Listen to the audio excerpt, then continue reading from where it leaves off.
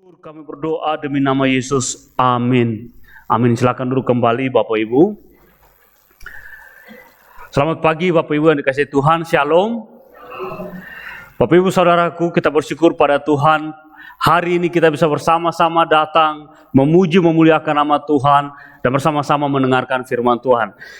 Bapak Ibu saudaraku, hari ini kita akan belajar di bawah satu tema, yaitu orang Kristen hambar.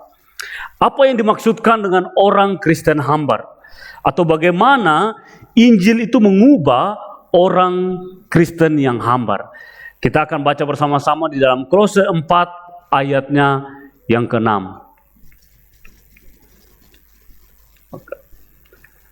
Mari sama-sama kita membacanya. 1, 2, 3.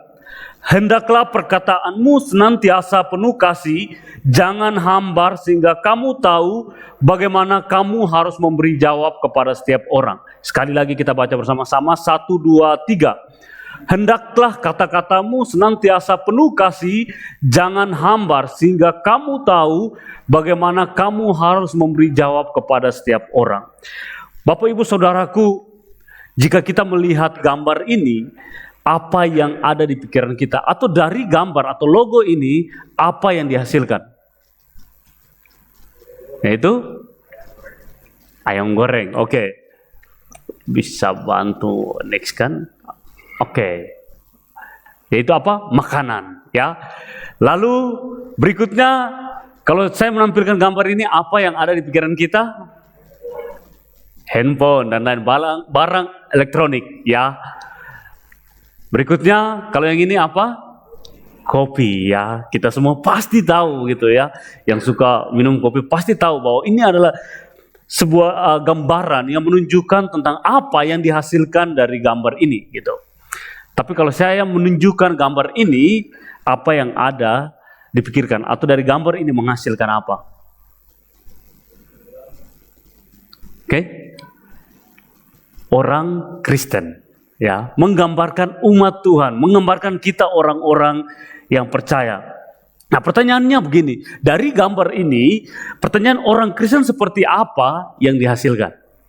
Orang Kristen apa yang seperti apa yang dihasilkan dari gambar ini? Bapak Ibu saudaraku, ada banyak orang yang berkata bahwa orang Kristen adalah orang yang baik, orang yang ramah, penyayang, panjang sabar, dan lain-lain. Tetapi ada juga yang berpendapat bahwa orang Kristen adalah orang yang apa? Orang yang pelit, orang yang pemarah, orang yang sombong, tidak sopan, kasar, menghakimi, dan lain-lain.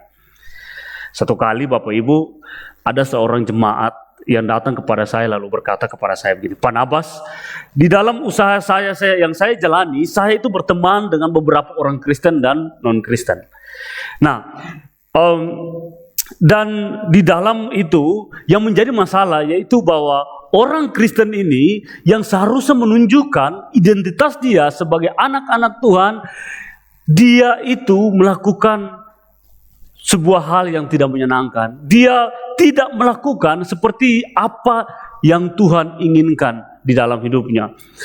Di dalam kehidupannya dia tidak mencerminkan Kristus. Dia yang harusnya menjadi garam dan terang dunia, tetapi di dalam kenyataannya, dia main curang, dia berlaku tidak adil, dan lain-lain. Akhirnya hidupnya itu menjadi batu sandungan. Bapak Ibu saudaraku, mungkin kita juga pernah mengalami hal demikian. Ataukah mungkin kita pernah dengar kalimat seperti ini. Katanya orang Kristen, tetapi kehidupannya tidak mencerminkan Kristus. Atau katanya dia adalah orang Kristen, tapi kenapa sikap hidupnya itu tidak sesuai firman Tuhan? Sikapnya kasar, di dalam perkataannya selalu mengucapkan kata-kata yang menghakimi, kata-kata kotor dan lain-lain. Atau mungkin kita pernah dengar bahwa katanya orang Kristen, tapi mengapa suka mengadu domba dan lain-lain. Nah Bapak Ibu Saudaraku, mungkin kalimat ini sangat familiar bagi kita. Nah bagaimana kita meresponinya? Apa yang harus kita lakukan sebagai orang-orang Kristen, sebagai murid Kristus yang sudah diselamatkan? Bagaimana sikap hidup murid Kristus atau orang-orang atau anak-anak Tuhan? Bapak Ibu Saudaraku, kekristenan Bisa bantu? Oke. Kekristenan sejati bukan hanya membangun relasi dengan Tuhan, tetapi kekristenan sejati yaitu membangun relasi dengan sesama. Bapak Ibu Saudaraku, kekristenan itu bukan berbicara mengenai hubungan vertikal antara kita dan Tuhan, tetapi bahwa kekristenan itu berbicara tentang hubungan horizontal antara kita dan semua orang dan sesama. Di dalam gereja kita bisa berkata bahwa haleluya, puji Tuhan, Tuhan itu baik. Kita bisa menyembah Tuhan, kita bisa berdoa, kita bisa melakukan semua hal. Tetapi Bapak Ibu, di luar sana kita menjadi halelupa, begitu ya. Kita lupa apa yang diperkatakan, apa yang kita sudah dengar di dalam gereja. Apa yang kita dengar di luar sana kita tidak melakukannya. Sikap hidup kita, di dalam perkataan kita, di dalam tingkah laku kita, di dalam kesetiaan kita tidak mencerminkan Kristus yang hidup di dalam kita. Bapak Ibu Saudaraku, di dalam perikop yang kita baca bersama-sama adalah sebuah tulisan Paulus untuk jemaat di Kolose agar apa? Agar mereka itu menjadi orang-orang Kristen yang bukan hanya membangun hubungan dengan Tuhan, tetapi mereka pun harus membangun hubungan dengan sesama, relasi dengan sesama melalui sikap hidup mereka sebagai ekspresi kasih mereka kepada Tuhan. Kalau kita baca di dalam ayat sebelumnya, yaitu di dalam ayat 2 itu dikatakan bahwa bertekunlah dalam doa dan dalam pada itu berjaga-jaga sambil mengucap syukur. Dikatakan bahwa Paulus itu menegaskan bahwa kita itu perlu menjaga hubungan dengan Tuhan lewat doa-doa kita. Tetapi bukan hanya berhenti sampai di situ saja. Tidak berhenti sampai di situ, tetapi Paulus melanjutkan bahwa orang-orang Kristen yang sudah percaya kepada Kristus itu harus mengimplementasikan, harus mengaplikasikan firman Tuhan yang sudah kita dengar kepada sesama kita di dalam kehidupan sehari-hari kita, di mana kita berada. Baik itu di rumah kita, di kantor, di tempat kerja kita, dimanapun kita berada. Yesus mau, Tuhan mau agar kita itu bisa menjadi terang. Kita memberitakan Injil kepada semua orang. Bapak Ibu yang dikasihi Tuhan, ada orang yang berkata begini, saya tidak peduli dengan orang lain. Saya tidak peduli dengan sesamaku. Saya tidak peduli dengan tetanggaku. Yang penting hubunganku dengan Tuhan itu selalu baik. Pernah dengar? Bapak Ibu, panggilan hidup kita itu harusnya mewartakan Kristus di dalam hidup kita. Kita diutus keluar untuk menjadi saksi Kristus. Lagu tadi sebelum firman Tuhan menyatakan bahwa kita suka memberitakan Injil di luar sana. Lewat apa? Lewat sikap hidup kita. Dan Bapak Ibu Saudaraku, misalnya ya, kita beribadah kepada Tuhan. Di akhir dari ibadah kita itu ada ayat pengutusan, ada doa mengutus kita untuk keluar. Artinya apa? Artinya bahwa kita tidak berhenti sampai di dalam ibadah kita, di dalam penyembahan kita kepada Tuhan. Tetapi lebih dari itu bahwa kita harus memberitakan Injil itu, memberitakan sukacita yang kita sudah dengar, yang kita sudah rasakan, yang kita sudah alami itu kepada orang-orang di luar sana. Dan Bapak Ibu, di dalam firman Tuhan Kolose ini, Kolose yang kita sudah baca bersama-sama ini menasehatkan, Pak Rasul Paulus itu menasehatkan kita bagaimana anak-anak Tuhan itu menjadi garam dan terang dunia di dalam mengucapkan atau memperkatakan perkataan yang baik kepada orang lain atau kepada sesama kita. Pertanyaannya yaitu perkataan seperti apa yang dikehendaki. Yang pertama yaitu di dalam ayat 6a itu, di dalam Kolose 4 ayat 6 itu kita belajar bersama-sama. Yang pertama itu perkataan penuh kasih. Perkataan yang penuh kasih. Dikatakan bahwa hendaklah kata-katamu itu senantiasa penuh kasih. Bapak Ibu Saudaraku yang dikasihi Tuhan, perkataan adalah hal yang mendasar di dalam kehidupan kita sehari-hari.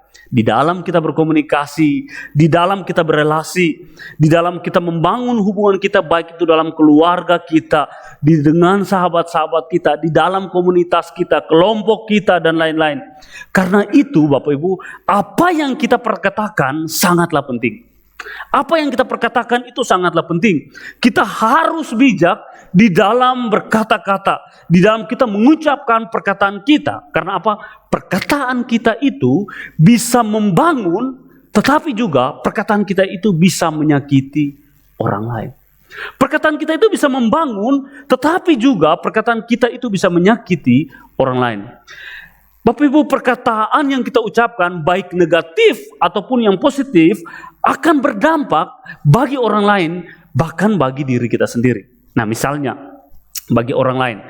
Bapak Ibu, ketika kita mengucapkan kata-kata, kita tidak akan bisa menarik kembali, betul ya? Ketika kita ucapkan, kita itu tidak akan bisa menarik kembali kata-kata kita, sehingga perkataan yang kita ucapkan itu, perkataan yang kita ucapkan adalah perkataan yang jika perkataan yang kita ucapkan itu adalah perkataan yang membangun, maka orang itu akan merasa diberkati lewat perkataan kita. Tetapi Bapak Ibu, jika perkataan yang kita perkatakan itu adalah perkataan yang kasar, maka lewat kata-kata kita itu akan melukai orang lain. Akan melukai orang lain. Itu bagi orang lain. Untuk bagi diri kita apa? Bagi diri kita yaitu begini.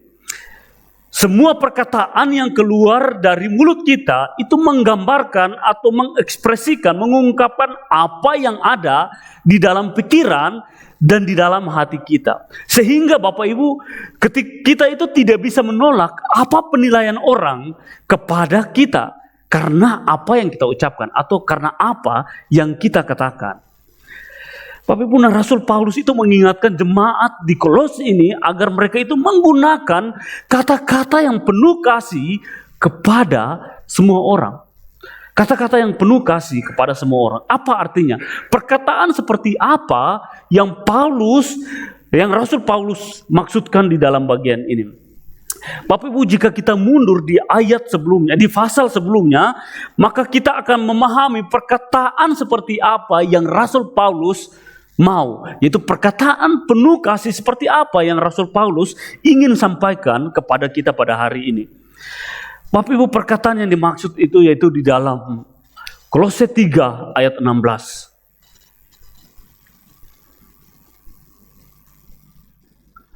Dikatakan demikian, hendaklah perkataan Kristus diam dengan segala kekayaannya di antara kamu, sehingga kamu dengan segala hikmat mengajar dan menegur seorang akan yang lain, sambil menyanyikan mazmur, puji-pujian, nyanyian rohani, kamu mengucap syukur kepada Allah di dalam hatimu.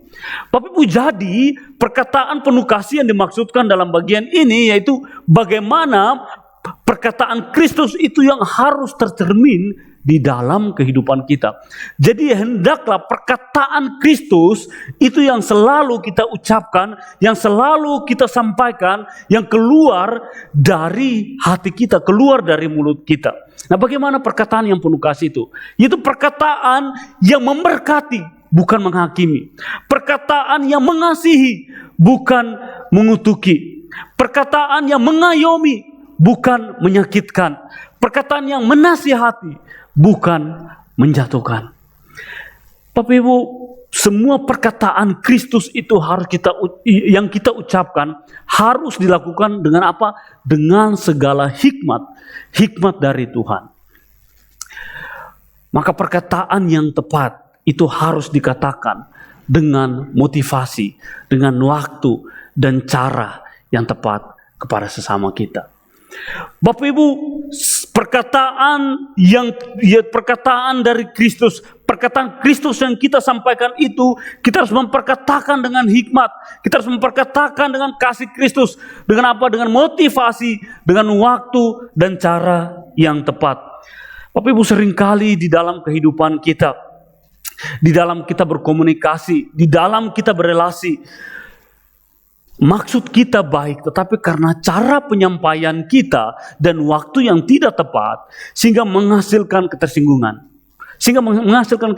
Kepada orang-orang yang kita sampaikan. Maka Bapak Ibu, firman Tuhan hari ini mengajarkan kita untuk penuh hikmat dalam berkata-kata. Sebagai anak-anak Tuhan yang sudah ditebus dan menerima keselamatan melalui pengorbanan Kristus di atas kayu salib, posisi kita itu sudah di dalam Kristus, seharusnya memberikan cara pandang yang benar dalam kita memandang segala sesuatu, termasuk di dalam berkata-kata. Posisi kita yang sudah ditebus, kita adalah anak-anak Tuhan yang sudah di dalam Tuhan, seharusnya memiliki cara pandang yang baru, memiliki cara pandang yang berbeda dengan orang-orang lain, bahwa cara pandang kita itu di dalam cara pandang Kristus, sehingga setiap hal yang kita ucapkan, setiap hal yang kita ungkapkan itu mencerminkan Kristus yang hidup di dalam kita. Karena itu Bapak Ibu, ketika kita mengucapkan perkataan yang baik, penuh kasih, bukan berarti bahwa supaya kita merasa, supaya kita dilihat lebih baik dari orang lain. Tidak demikian. Tetapi karena posisi kita itu sudah di dalam Kristus yang sudah mati untuk kita. Sehingga apapun yang kita ucapkan adalah perkataan Kristus, yaitu perkataan yang penuh kasih, lemah lembut. Karena itu Bapak Ibu, marilah kita memperkatakan perkataan yang benar, perkataan Kristus yang harusnya kita hidupi di dalam kehidupan kita sehari-hari. Hal yang kedua yaitu bagaimana perkataan seperti apa yang dikehendaki, yaitu perkataan yang tidak hambar. Perkataan yang tidak hambar. Bapak Ibu, di dalam terjemahan yang lain, di terjemahan yang lain itu dipakai kata garam. Paulus itu memakai metafora garam untuk menggambarkan kata-kata yang tidak hambar. Nah, dikatakan begini, biarlah ucapanmu itu selalu ramah, dibumbui dengan garam, agar kamu tahu bagaimana kamu harus menjawab semua orang. Bapak Ibu yang dikasihi Tuhan, bukan hanya secara kebetulan Paulus itu menggunakan metafora garam ini. Tidak demikian. Apa yang dimaksudkan di dalam bagian ini yaitu bahwa perkataan kita itu harus memberi rasa kepada orang lain. Bagi Bapak Ibu yang suka memasak begitu ya, kita akan tahu betapa penting garam di dalam sebuah masakan gitu ya. Garam itu memberikan rasa bagi masakan itu. Nah, di dalam perikop ini Paulus itu menjelaskan bahwa perkataan kita itu harus dibumbui dengan garam. Artinya bahwa jangan sampai perkataan yang kita ucapkan itu menjadi hambar, tidak ada rasa, tidak berguna, dan perkataan kita itu menjadi batu sandungan bagi orang lain. Bagi orang lain, melainkan perkataan kita itu harus memberikan sebuah rasa yang berbeda kepada orang lain. Pertanyaannya, perkataan seperti apa yang dimaksudkan dalam bagian ini? Apa yang dimaksudkan Paulus dalam menjelaskan perkataan yang tidak hambar? Bapak Ibu Saudaraku, di dalam Kolose 3 ayat 8 itu dikatakan, tetapi sekarang buanglah semuanya ini, yaitu marah, geram, kejahatan, fitnah, dan kata-kata kotor yang keluar dari mulutmu. Bapak Ibu, janganlah, di sini Paulus itu menegaskan bahwa setiap kita yang sudah hidup di dalam Tuhan, manusia baru, ciptaan baru itu, kita harus membuang segala marah, geram, kejahatan, fitnah, termasuk juga perkataan kotor atau kata-kata kotor yang keluar dari mulut kita.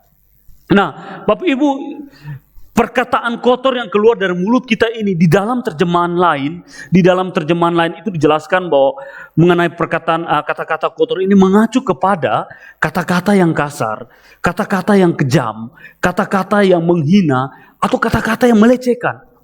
Jadi bukan sekedar hanya mengucapkan kata-kata yang kotor, tetapi kata-kata itu yang menghina bahkan melecehkan. Nah, Bapak Ibu Saudaraku, jika kita melihat bagian ini, jika kita memahami bahwa kata-kata kotor yang dimaksud oleh Rasul Paulus itu, kata-kata hambar yang dimaksudkan oleh Paulus itu yaitu kata-kata yang kasar, kejam, menghina, melecehkan. Jika demikian, bagaimana di dalam kehidupan kita sehari-hari? Apa kata-kata kotor yang sering kita jumpai di dalam kehidupan kita? Di dalam kita berelasi, di dalam kita berkomunikasi. Mungkin kita tidak bicara kotor begitu ya. Tetapi yang sering kita jumpai apa? Yang keluar dari mulut kita suka gosip ya, menggosip begitu ya. Atau apalagi kita itu suka mengecilkan orang lain ya, menjatuhkan orang lain dengan kata-kata kita. Atau apa? Kita memakai kata-kata kita dan merasa diri kita itu lebih benar dari orang lain. Kita selalu ingin menang di dalam segala hal. Kita itu menggunakan kata-kata kita untuk apa? Untuk menghakimi orang lain. Dan ini termasuk di dalam kata-kata kotor, kata-kata hambar yang dimaksudkan dalam Rasul Paulus, yang dimaksudkan di dalam teks ini, Bapak Ibu. Bapak Ibu Saudaraku, jika hari ini kita masih hidup di dalam perkataan-perkataan kotor seperti itu, menggosip, mengecilkan orang lain, berkata kasar, menghina orang lain dengan mulut kita, maka kita perlu bertobat. Bapak Ibu, sebagai orang-orang yang sudah ditebus oleh Kristus, harusnya kita itu membuang semua perkataan-perkataan yang hambar seperti ini. Kita membuang semua perkataan-perkataan yang tidak ada rasa ini. Dan kita menaruh perkataan Kristus di dalam diri kita.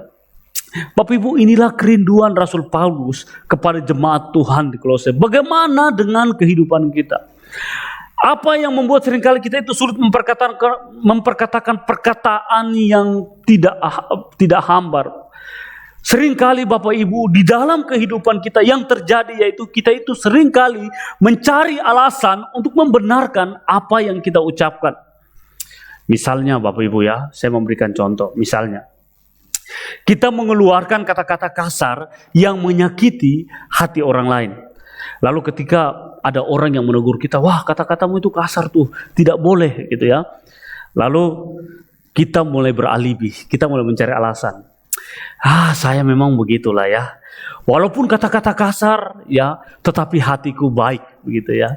Kita selalu mencari-cari alasan untuk membenarkan apa yang kita ucapkan, apa yang kita perkatakan dengan segala macam alibi begitu. Bapak Ibu, pelakunya begitu ya. Saya pun pernah melakukan hal demikian ya. Kalau Bapak Ibu tidak percaya ya tanya istri saya begitu ya, yang selalu sama-sama dengan saya gitu. Atau sahabat-sahabat saya begitu. Seringkali ketika saya mengucapkan kata yang kasar, terus ada yang menegur, tidaklah itu, tapi hatiku baiklah. Ya, jadi kamu terima sajalah apa kata-kataku yang kasar begitu. Padahal itu sebenarnya saya itu sedang mencari alasan untuk menutupi segala kelemahan saya, Bapak Ibu. Bagaimana dengan kita ya? Apa yang kita perkatakan? Apakah kita selalu mencari cara alasan, atau kita itu selalu ketika memperkatakan perkataan yang kasar lalu ada yang menegur kita, lalu kita bilang ya terima kasih untuk tegurannya gitu ya. Saya tidak tahu ya. Lihat ke dalam hati kita sendiri, tanya hati kita sendiri gitu. Nah Bapak Ibu, sebenarnya begini ya, sebenarnya dari semua alasan-alasan yang kita sampaikan, sebenarnya ada alasan yang mendasar mengapa kita itu cepat marah, mengapa kita itu mengeluarkan kata-kata kasar, mengapa kita itu tidak mengontrol perkataan kita. Dan alasan yang mendasar itu sebenarnya ini dia. Sebenarnya karena ada sesuatu di luar Kristus yang sedang kita idolakan di dalam hati kita. Perhatikan baik-baik Bapak Ibu. Karena begini, karena ada sesuatu di luar Kristus yang sedang kita idolakan di dalam hati kita, sehingga ketika hal itu diganggu, maka kita itu akan mengeluarkan reaksi. Kita akan mengeluarkan reaksi. Nah misalnya begini Bapak Ibu, ketika kita itu mengucapkan kata-kata kasar, coba kita selidiki hati kita, mengapa kita itu begitu kasar atau kenapa kita itu marah. Mungkin saja harga diri kita itu disinggung. Kita takut kehilangan harga diri, kita takut kehilangan kontrol, kendali kita. Bahkan mungkin kita mengejar pengakuan orang lain, sehingga ketika hal itu disinggung, reaksi yang muncul yaitu reaksi yang marah atau reaksi yang kasar. Karena apa? Karena kita takut harga diri kita diinjak-injak atau harga diri kita itu disinggung. Atau mungkin misalnya begini, kita tidak jujur, kita menipu begitu. Mengapa kita menipu? Kenapa kita mengucapkan kata-kata yang tidak jujur dari mulut kita? Mungkin karena kita takut ditolak, mungkin karena kita takut diterima. Kalau kita jujur, misalnya kalau kita jujur, maka kita ini akan ditolak nih di dalam komunitas, di dalam kelompok kita. Sehingga kita itu harus mengeluarkan perkataan yang tidak jujur, kita harus menipu agar apa? Agar kita itu mendapat penerimaan dari orang lain. Jadi semua yang terjadi, kemarahan, kata-kata kasar, ketidakjujuran atau menipu yang keluar, yang nampak, itu adalah ekspresi dari hati kita yang bermasalah. Ekspresi dari hati kita yang masalah.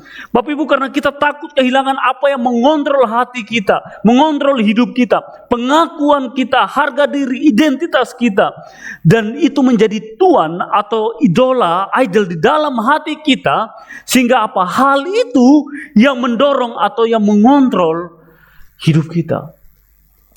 Bapak Ibu Saudaraku, sehingga yang keluar dari mulut kita itulah ekspresi hati kita.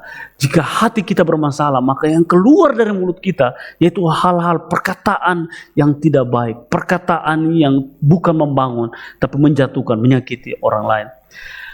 Bapak Ibu, maka di dalam Yeremia 17 ayat 9 itu dikatakan bahwa betapa liciknya hati kita. Hati kita itu lebih licik dari segala sesuatu. Mengapa hati kita licik dari segala sesuatu? Gini Bapak Ibu, ketika manusia itu jatuh ke dalam dosa, kehilangan kemuliaan Allah, maka natur dosa itu menjadi bagian di dalam hidup manusia.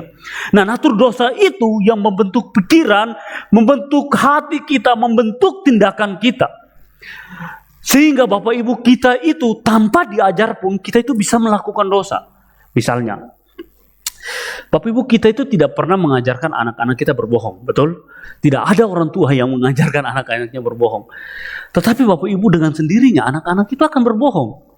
Atau misalnya, kita itu tidak mengajarkan anak-anak kita untuk berbicara kotor, tidak sopan, berbicara kasar, menghina orang lain, menghakimi orang lain. Tetapi mengapa anak-anak itu dengan sendirinya bisa melakukan hal itu? Karena apa? Karena natur kita yang berdosa. Karena kita adalah orang-orang yang berdosa. Sehingga natur itu sudah menjadi bagian dalam diri kita. Sehingga apa yang kita ucapkan, apa yang keluar dari hati kita itu adalah hal-hal yang licik, hal-hal yang jahat. Sehingga Bapak Ibu, di dalam Amsal itu menjelaskan bagaimana, mengapa kita perlu membereskan hati kita. Amsal itu berkata begini, di dalam firman Allah yang hidup, terjemahan firman Allah yang hidup, dikatakan begini. Jagalah hatimu, karena hatimu itu mempengaruhi segala sesuatu di dalam hidup kita. Bapak Ibu, masalah terbesar kita itu bukan di luar, bukan tindakan kita, bukan kemarahan, bukan ucapan kita, tetapi yang masalah terbesar kita itu yaitu di dalam hati kita. Masalah terbesar itu dalam hati kita. Sebab itu kita perlu membereskan hati kita, karena hati kita itu dikatakan bahwa hati kita itu mempengaruhi segala sesuatu dalam hidup kita. Hati kita itu memancarkan kasih. Hati kita itu adalah sumber kehidupan. Segala sesuatu itu didorong oleh hati kita, dimotivasi oleh hati kita. Karena itu kita tidak hanya menyelesaikan perilaku kita, tetapi kita harus menyelesaikan hati kita. Hati kita perlu diselesaikan. Maka Bapak Ibu Saudaraku, jika masalah terbesar kita yaitu masalah di dalam, yaitu masalah hati kita, maka cara menyelesaikannya itu bukan di luar, tetapi bukan di luar, yaitu memperbaiki perilaku kita, tetapi harus dari dalam, yaitu membereskan hati kita. Bapak Ibu, coba kita renungkan, bagaimana mungkin kita sendiri bisa menjaga hati kita jika hati kita itu sudah tercemar dengan dosa, hati kita yang licik dan jahat. Kita itu tidak mampu dan sanggup membereskan masalah hati kita dengan kekuatan kita sendiri. Karena itu Bapak Ibu, kita memerlukan Kristus, kita memerlukan Tuhan untuk membereskan masalah hati kita. Mungkin kita berkata, aduh Pak Nafas, ini sangat tidak mudah. Betul Bapak Ibu, sangatlah tidak mudah di dalam proses itu. Bukan berarti Bapak Ibu setelah mendengar khotbah ini kita pulang, lalu kita berubah langsung 180 derajat. Tidak demikian Bapak Ibu. Perubahan adalah sebuah proses kehidupan yang kita lalui bersama Tuhan. Adalah sebuah proses yang kita jalani bersama-sama dengan Kristus. Menaruh pikiran, perkataan Kristus di dalam hati kita. Nah, pertanyaannya yaitu perubahan seperti apa yang Kristus rindukan di dalam hidup kita? Yaitu perubahan transformasi hati. Perubahan yang Kristus lakukan, perubahan sejati yang Kristus mau itu bukanlah kita memodifikasi perilaku kita, tetapi ada sebuah transformasi hati. Apa yang dimaksudkan dengan modifikasi perilaku? Saya memberikan contoh begini. Bapak Ibu, yang dimaksudkan di dalam memodifikasi perilaku yaitu kita hanya mengubah kebiasaan kita dengan menggantikan kebiasaan yang lain. Misalnya nih, sebelum kita bertobat, kita itu menjadi orang yang pemarah. Kita itu adalah orang yang suka emosian. Kita adalah orang yang pemarah. Tapi setelah kita bertobat, kita itu menjadi orang yang pendendam. Jadi karena kita takut dilihat orang ketika kita marah di depan orang, akhirnya kita simpan dalam hati kita kemarahan itu. Itu bukanlah sebuah pertobatan, perubahan yang sejati. Atau misalnya, sebelum kita bertobat itu kita adalah orang yang suka menghakimi. Tetapi setelah kita itu bertobat, kita menjadi orang yang merasa diri benar. Kita tidak menghakimi orang di depan orang, tapi kita merasa dalam hati kita, wah saya lebih benar dari dia. Wah dia ini orang yang tidak terlalu baik, lebih baik saya. Saya orang yang takut akan Tuhan, saya lebih baik dari si dia. Bapak Ibu Saudaraku, ini bukanlah perubahan sejati. Ini hanyalah memodifikasi perilaku, menggantikan kebiasaan kita dengan kebiasaan yang lain. Tapi perubahan sejati yaitu perubahan transformasi hati. Apa artinya? Yaitu bahwa membiarkan Kristus itu menata ulang hati kita. Ada perubahan yang terus-menerus kita alami bersama-sama dengan Kristus. Transformasi hati yaitu bahwa perubahan yang mendalam, bukan perubahan yang dangkal. Transformasi itu perubahan yang otentik, bukan perubahan yang berpura-pura. Perubahan transformasi hati itu yaitu serupa dengan Kristus, bukan hanya menjadi orang baik. Bapak Ibu, orang di luar sana yang tidak mengenal Tuhan pun mereka itu bisa melakukan perbuatan yang baik. Mereka bisa menjadi orang yang baik. Tetapi kita itu harus lebih, yaitu apa? Kita harus serupa dengan Kristus. Misalnya nih, saya memberikan contoh di dalam poin ketiga ini. Misalnya di dalam hal mengasihi. Bapak Ibu, cara kita untuk menghindar dari orang-orang yang menjengkelkan itu apa? Orang-orang yang menjengkelkan kita, yaitu menghindar, ya. Atau jangan pedulikan dia, ya sudah. Misalkan si A ini, misalnya Pak Anton ya, dia ini orang yang menjengkelkan buat saya, sudah saya jangan bergaul sama dia. Saya menghindar saja, saya tidak mau peduli sama dia. Tapi itu yang dunia katakan, menghindar dari orang-orang yang menjengkelkan kita. Tetapi yang Kristus katakan tidak demikian, yang Injil katakan tidak demikian. Injil berkata lain, Injil berkata bahwa kita harus menunjukkan kasih kita kepada mereka yang menjengkelkan. Firman Tuhan katakan bahwa mengasihi bukan hanya orang yang mengasihi kita, tetapi mengasihi orang yang membenci kita. Bahkan musuh kita, kita harus mengasihi. Nah begitu pula di dalam segala hal, di dalam hal mengampuni, di dalam hal mengasihi dan lain-lain. Jadi kita lebih yaitu serupa dengan Kristus. Bapak Ibu dikasih Tuhan, inilah transformasi hati. Nah jika demikian, apa respon kita? Respon kita itu yaitu bahwa bertobat dari kecenderungan hati kita yang salah dan berbalik kepada Kristus.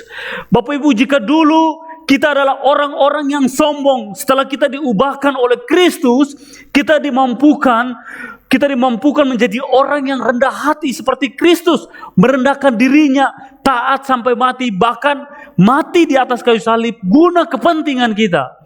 Maka kerendahan hati Kristus itulah yang memampukan kita untuk terus-menerus merendahkan hati kita kepada semua orang. Dulu kita adalah orang yang egois, pemarah. Setelah kita diubahkan oleh Kristus, kita dimampukan menjadi orang yang apa? Penyayang, penuh kasih, penyayang seperti Kristus yang mengasihi orang-orang berdosa seperti saya dan saudara. Kita adalah orang yang berdosa. Maka Bapak Ibu, kasih Kristus itulah yang memampukan kita untuk mengasihi sesama kita, untuk mengasihi orang lain, bahkan orang yang menyebalkan atau menjengkelkan bagi kita.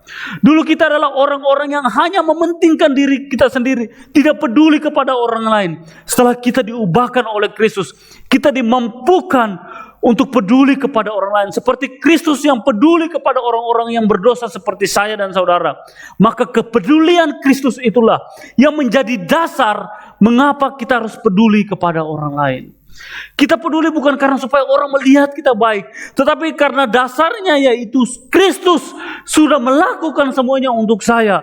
Sehingga respon saya, yaitu saya sebagai anak-anak Tuhan, di dalam Kristus saya harus mengekspresikan kasih Tuhan itu kepada semua orang. Inilah hidup yang diubahkan oleh Kristus, yaitu hidup yang memandang hanya kepada Kristus. Bapak Ibu Saudaraku yang dikasihi Tuhan, namun kenyataannya di dalam kehidupan kita sering gagal. Saya pun demikian. Saya sering gagal di dalam sikap hidup saya, di dalam saya berkata-kata, di dalam saya mengucapkan kata-kata saya. Seringkali saya gagal. Saya sulit memperkatakan ataupun memperkatakan perbuatan Kristus, kata-kata yang penuh kasih, kata-kata yang tidak hambar, kata-kata yang memuliakan Tuhan itu di dalam kehidupan saya sehari-hari. Dan kita pun semua pernah gagal. Kita sering gagal, Bapak Ibu. Bapak Ibu, Saudaraku, Kristus tahu bahwa kita itu tidak sanggup berjalan sendiri. Kristus tahu bahwa kita itu adalah orang yang gagal karena dosa, karena natur dosa itu. Sehingga Bapak Ibu, Kristus itu ia tahu bahwa kita itu adalah orang yang lemah dan terbatas. Karena itu Kristus itu harus datang. Dia itu harus datang memberikan contoh. Dia harus datang bukan hanya memberikan contoh, tapi dia itu datang memberikan hidupnya bagi kita. Bapak Ibu, Kristus itu tinggal bersama-sama dengan kita, dia tinggal bersama-sama dengan kita agar kita bisa menjalani kehidupan kita yang seharusnya kita jalani. Yang sulit kita jalani, Kristus itu menjadi teladan kita sehingga kita itu bisa menjalani kehidupan ini. Maka itu Bapak Ibu, inilah kabar baik. Kabar baik yaitu bahwa Kristus, Sang Firman itu, Dia datang kepada setiap kita. Yohanes 1 ayat 14 itu dikatakan begini, Firman itu menjadi manusia dan diam di antara Kristus. Yesus Kristus, Sang Firman, Sang perkataan yang hidup itu, Ia datang menjadi manusia. Bukan hanya itu, Dia tinggal, diam bersama-sama dengan kita. Tinggal bersama-sama dengan kita. Dia merengkuh kita dengan kasih-Nya. Dan Sang Firman itu, Sang Kristus itu berkata bahwa Ia akan menyertai kita sekalian sampai kepada akhir zaman. Dan hari ini Bapak Ibu, Sang Firman itu hidup bersama-sama dengan kita, tinggal bersama-sama dengan kita, berjalan bersama-sama dengan kita. Dan Sang Firman itu, Kristus itu rindu agar kita memperkatakan perkataannya di dalam kehidupan kita sehari-hari. Bapak Ibu Saudaraku, inilah kabar baik yang harus kita responi dengan sebuah pertobatan yang mendalam, bukan mendangkal. Inilah kabar baik bagi kita semua bahwa kita yang tidak mampu lakukan, sekarang kita mampu lakukan. Bukan karena perbuatan kita, tetapi karena kekuatan kasih Kristus. Karena Kristus sudah melakukan semuanya untuk kita, sehingga kita itu dimampukan untuk melakukan semuanya. Bapak Ibu, jika kita menyadari bahwa Sang Firman, Kristus itu sudah tinggal di dalam hati kita, bersama-sama dengan kita, menjalani kehidupan kita, maka respon kita yaitu kita akan memperkatakan perkataan yang tidak sia-sia. Kita akan memperkatakan perkataan yang memberkati, bukan mengutuki. Kita akan memperkatakan perkataan yang membangun, bukan menjatuhkan. Bapak Ibu Saudaraku, inilah perkataan Firman, inilah perkataan Kristus yang kita harus hidupi di dalam kehidupan kita sehari-hari. Bapak Ibu, karena Sang Firman itu sudah melakukan untuk kita semua, maka hari ini Bapak Ibu, kita semua dimampukan untuk menghidupi perkataan Kristus dalam kehidupan sehari-hari kita sebagai ekspresi kasih kita, respon kasih kita kepada Tuhan yang sudah terlalu baik bagi kita. Kiranya Tuhan memberkati kita, Tuhan menolong kita untuk kita dimampukan sebagai anak-anak Tuhan, bukan hanya kita fokus kepada diri kita sendiri, tetapi bagaimana hidup kita memancarkan kasih Kristus dalam perkataan kita, dalam perbuatan kita, dalam kasih kita, di dalam segala aspek hidup kita. Kita memperkatakan perkataan Kristus sebagai respon kita kepada kebaikan Tuhan yang kita sudah rasakan. Mari kita berdoa. Bapa di dalam surga, terima kasih untuk firman-Mu yang telah menyapa kami. Kami lemah, kami terbatas Tuhan. Tolonglah kami untuk dengan hikmat dari Tuhan bisa memperkatakan perkataan yang tepat, perkataan yang benar, perkataan Kristus. Dan kami bersyukur bahwa lewat kehadiran Kristus, lewat apa yang Kristus sudah nyatakan, Sang Firman itu datang ke dalam dunia, memampukan kami, menolong kami, sehingga kami hari ini bisa memperkatakan perkataan yang benar, perkataan yang baik, perkataan yang Kristus mau kami ucapkan sebagai anak-anak Tuhan yang sudah hidup di dalam Kristus. Tolonglah kami, mampukanlah kami, materaikanlah firman ini dalam kehidupan kami Bapa. Terpujilah nama-Mu Tuhan. Kami mengucap syukur Tuhan lewat firman Tuhan ini, kami berdoa demi nama Yesus. Amin. Tuhan memberkati kita semua.